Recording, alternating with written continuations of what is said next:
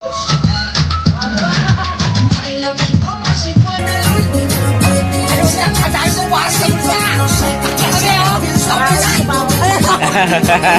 sayan. Sayan. Oh. Dami ah. Boy, boy, gusto boy.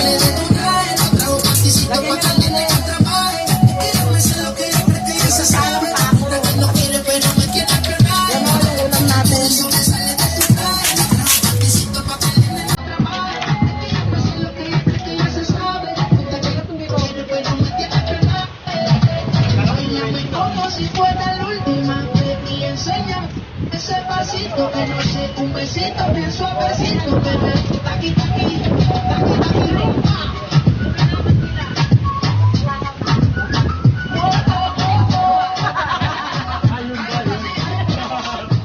Gabi ako, boy.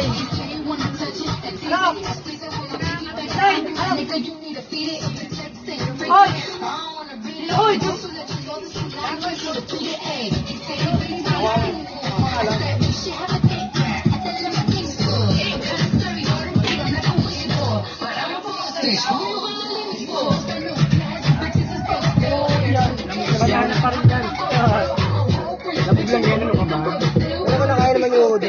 Wala.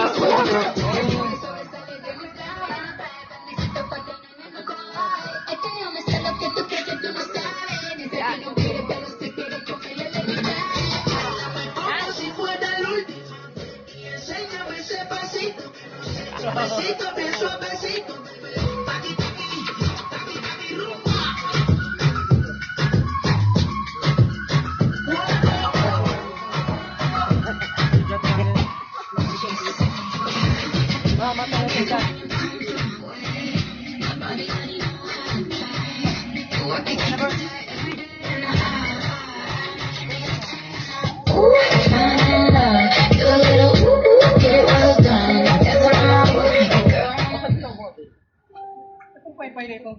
Nakamamahal kong speaker, mabait sa amin kahit pasaway kaming oposisyon, Speaker Sunny Belmonte. At talaga naman hindi kinakapos ng guwapo dito sa Quezon City, Vice Mayor Gian Soto.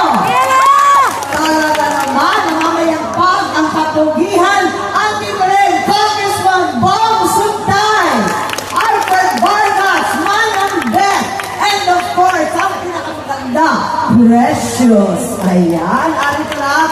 At para kinocongratulate ko ang ating mga konsehales, balita ko ang reto ng pagdala ng sangkatutak na tao dito sa Amoranto.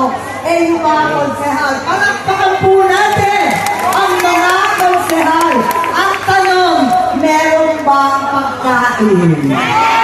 In fairness, busog ang mga ale. Nagsisigawan pa hanggang ngayon. Wala akong kasi. Alam ba ninyo yung Amoranto Stadium noon? Ako nagpatayo nito. Kasama ng kauna-unahang velodrome. Velodrome para sa mga siklista. Yung Tour of Luzon sinaunang panahon.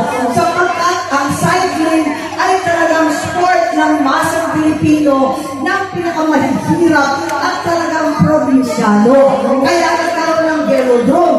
Ang problema, ang balita ko, hindi pa ito nabibigay sa Quezon City. National government pa rin.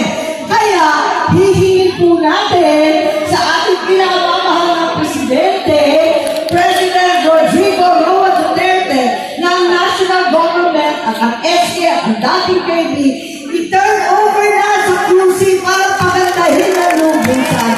Tuloy-tuloy ang sumpa, sine, rally at iba pa, at ang nagbibigay ng ating request ay walang iba kung hindi ang ating campaign manager, ang maganda, matalino, sobrang tama, Mayor Inday Sara Duterte. Maraming salamat sa ating mga nanay. Mukhang pinakamatibay, nanay. Anong say